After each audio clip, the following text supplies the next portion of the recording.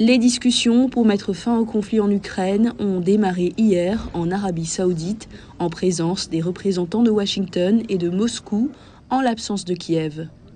Le secrétaire d'État américain Marco Rubio a déclaré que les deux parties s'étaient mises d'accord globalement sur le personnel des ambassades et sur la création d'une équipe de haut niveau pour les pourparlers de paix. Dans sa propriété de Floride, le président Donald Trump s'est montré optimiste et a rejeté les critiques selon lesquelles l'Ukraine aurait dû être invitée. Je pense que j'ai le pouvoir de mettre fin à cette guerre. Je pense que tout se passe très bien, mais aujourd'hui j'ai entendu dire « Oh, nous n'avons pas été invités ». Eh bien, cela fait 3 ans que vous êtes là. Vous aurez dû y mettre fin en 3 ans. Vous n'aurez jamais dû commencer. Vous aurez pu conclure un accord.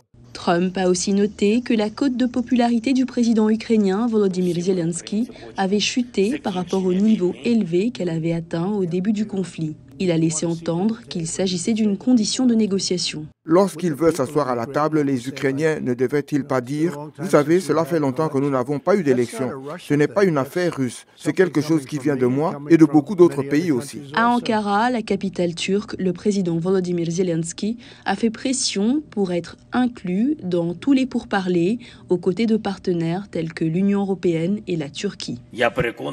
Je suis convaincu que pour l'Ukraine, pour notre région et pour l'Europe, il est essentiel que les négociations visant à mettre fin à la guerre ne se déroulent pas dans le dos des principales parties touchées par l'agression russe.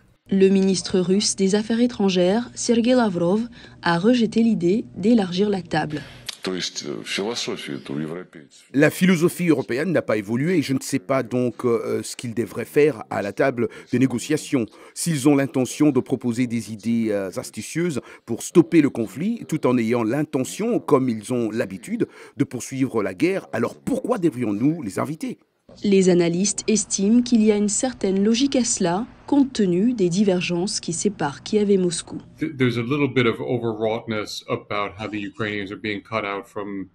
Il y a un peu d'excitation à propos de la façon dont les Ukrainiens sont coupés de Riyad et ainsi de suite.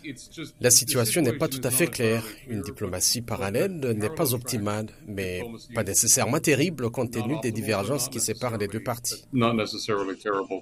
Trump a parlé ouvertement de certaines de ces conditions que certains analystes remettent en question.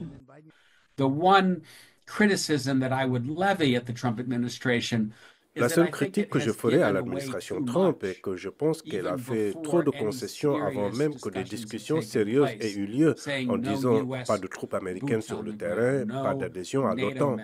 C'est mettre la charrue devant les bœufs car nous devons obtenir un accord pour arrêter les massacres. Rubio a déclaré que les négociations se poursuivraient, mais n'a pas précisé si le prochain cycle inclurait l'Ukraine.